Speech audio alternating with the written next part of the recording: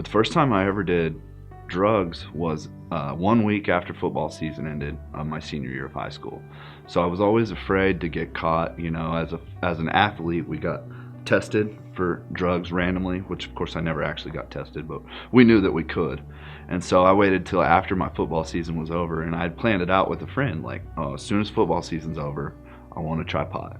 I was that guy that got high, and then I woke up the next morning and I started calling my friends who I knew smoked pot, trying to figure out where I could get some more. Made good grades. I was a popular kid. I was voted most humorous in my senior class. I was good at sports. I had a ton of friends, but I never really felt like I fit in, which is, the drugs, the pot, the pills, it just made me feel like I was part of something. And not only did it feel really good, but it felt good to be a part of that group. Within basically a month of smoking pot for the first time, I had tried Oxy, I had tried cocaine, I did mushrooms. I mean, I had done everything I could get my hands on in that time. And it got to where I had to find an Oxycontin every day. Everything of value was gone in my life, and that's not just monetary. That's relationships, that's my relationship with my parents, that's my relationship with my siblings. I had several people that I considered really good friends. And there were people that were good friends to me that really tried to help me and tried to do everything they could to me. But I did them all wrong. When I got to what was rock bottom for me, I was literally just like living in a bedroom piled full of trash with dirty needles everywhere and an air mattress. And couldn't care less what happened outside of that room. I ended up a completely different person that didn't have the intelligence, didn't have the personality, didn't have the soul that I had had just a few years before that. Went to 90-day treatment, Rob's Ranch, Purcell, Oklahoma, but I was there for 90 days in treatment. So in that 90 days, at least the first 45 days, I was very clear with my counselors that I did not really want to get sober. I wanted to quit doing oxys, I wanted to quit doing heroin, I wanted to quit using a needle. And that was basically it. I argued with them about whether or not pot was addictive. I argued with them about whether or not, hallucinogens were addictive.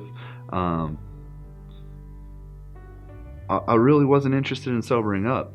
And I was arguing the whole time about whether or not there was even a God. I finally gave up fighting and actually started connecting with Christ again. I was out.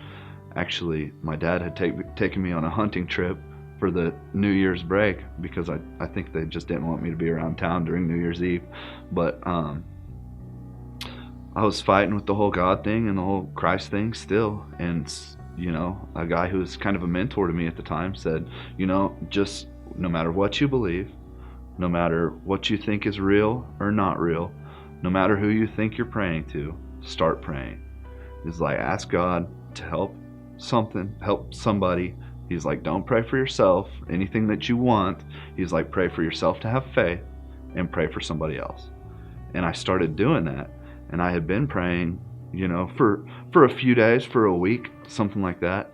And I had gone on this hunting trip out to the Panhandle. I didn't have any cell service the whole time.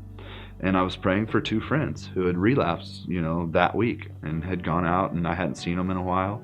And so I was gone for the weekend, came back into town.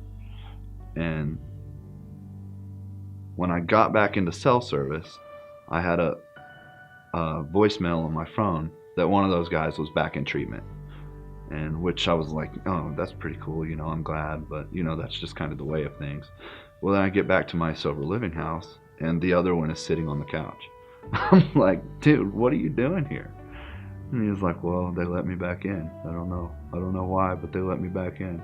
And I was just blown away. God had just smacked me across the face with a 2x4 and was like, this is what you get. Give me this much faith. Pray this much. Give me this much, and I'll let you have it. And it was one of those moments, and that was one of the biggest changes in my sobriety. My career is on track today. Like, I'm managing several stores, making more money than I thought I would be. I'm happy. I'm productive.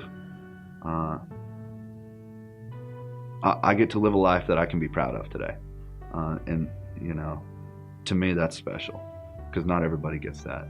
And 5.5 years ago, I never would have thought that was possible. It takes doing what you're told, working some steps, and getting some Christ in your life. And your life can be 100% different than it was, or than it is. Nobody is too bad or has done anything too bad or is too far gone. Nobody. My name is Shane, and I am a hope dealer.